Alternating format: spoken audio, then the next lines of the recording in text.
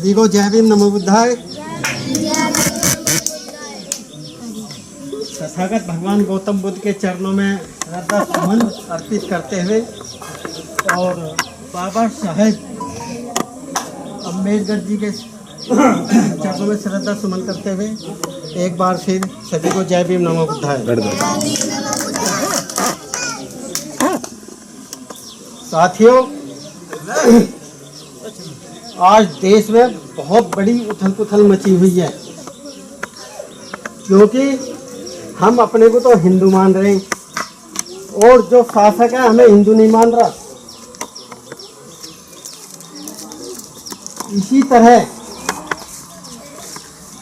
हम अपने मिशन से भटक जाते हैं, क्योंकि जो हमारा मिशनरी आदमी होता है हम उसकी तरफ न जाकर हिंदूवादी की तरफ जाते हैं। ये खुद हमें अपने आप ही समझना पड़ेगा और हमारे मिशनरी व्यक्ति ही आपको समझा सकते हैं। कोई हिंदू आपको इस बात को समझाने के नहीं आएगा कि आप अपने समाज के, अपने मिशनरी व्यक्ति के विचार सुने, क्योंकि मिशनरी व्यक्ति सिर्फ और सिर्फ दो विषयों पे बात करता है, एक तथागत भगवान गौतम बुद्ध और दूसरे बाबा साहब की विचारधारा पे। क्योंकि हिंदू तो हम बहुत दिनों से बने हुए हैं और हिंदू रहकर हमारा उद्धार नहीं हुआ और ना जो असली हिंदू है वो ना हमारा उद्धार करना चाहता, हमें उसी में भटकाए रहता है। क्योंकि अगर हम हिंदू हैं तो शूद्र हैं और शूद्र का कार्य है सेवा करना। हम इस कार्य से मुक्त नहीं हो सकते जब तक हिंदू बने रहेंगे। बाबा साहब ने बहुत पहले कहा कि मैं हिंदू धर्म में पैदा हुआ, ये मेरे बस की बात नहीं, लेकिन मैं हिंदू रहकर मरूंगा नहीं, ये मेरे बस की बात है। क्यों कहा? क्योंकि हिंदुओं से परेशान होकर के बाबा साहब ने यह निर्णय लिया और इसीलिए कहा देश में बाबा साहब से ज़्यादा पढ़ा लिखा कोई नहीं।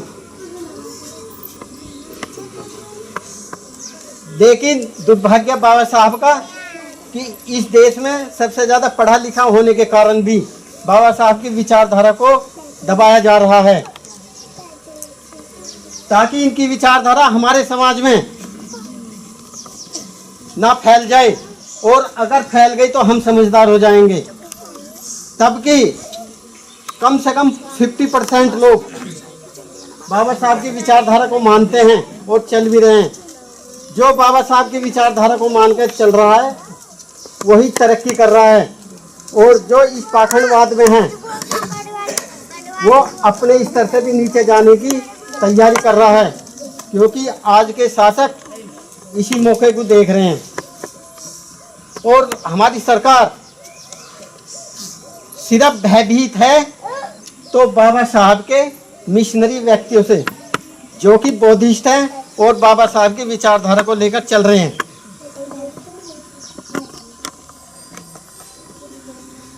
मेरा तो आपसे यही विनती है कि बाबा साहब की विचारधारा को अपनाएं और अपने परिवार का और अपने समाज का उद्धार करें। जय भीम नमो बुद्धाय। साथियों, इन जो हमारे ये अतिथि लोग आए हैं, ये आपसे जो है मतलब अपना काम छोड़ करके हर एक कोई जो है मतलब कुछ 100 रुपये का, कोई 200 रुपये का, कोई 500 रुपये का पेट्रोल भी यहाँ लगाता है। वो आप लोगों को सिर्फ और सिर्फ जगाने के लिए आ रहे हैं, इन सब बातों को समझाने के लिए आ रहे हैं। तो इनको हमें इनकी बातें सुनना, शांति से सुनना, शांति से फिर घर में जाकर के उन चीज़ों को अपने दिमाग से सोचना कि उन्होंने क्या कहा। तो मैं मान्यवर फौज जी को आमंत्रित करता हूँ, वो आपके सामने विचार रखेंगे। मान्यवर फौज नमन करते हुए भारत के संविधान निर्माता बाबा साहब डॉक्टर भीमराव अम्बेडकर जी को नमन करते हुए और यहाँ उपस्थित सभी उपासक उपासिकाओं, मेरी माताओं और बहनों को नमो बुद्धाय, जय भीम। साथियों, हर आदमी आज के समय में विद्वान है,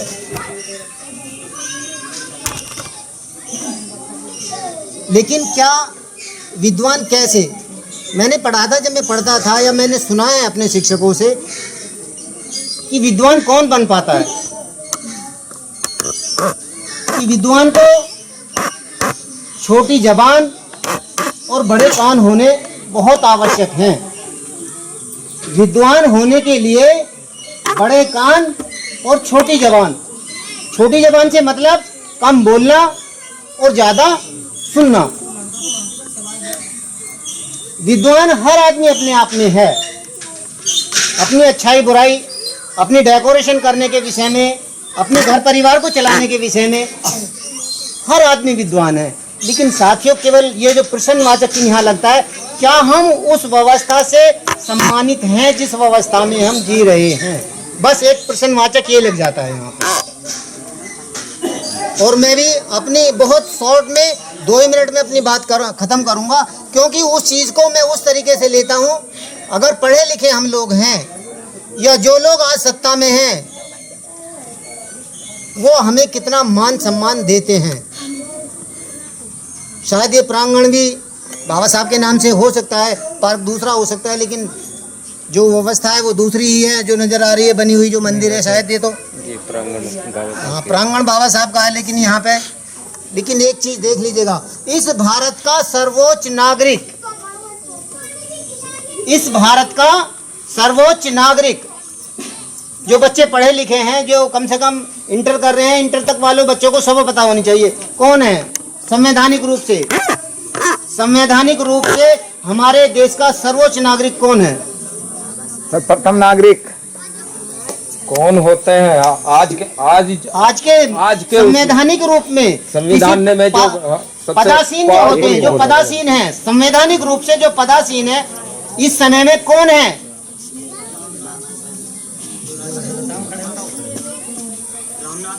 हम जी हाँ, भाई के लिए ताली। देखिए, बहुत ही हमारे देश के सर्वोच्च,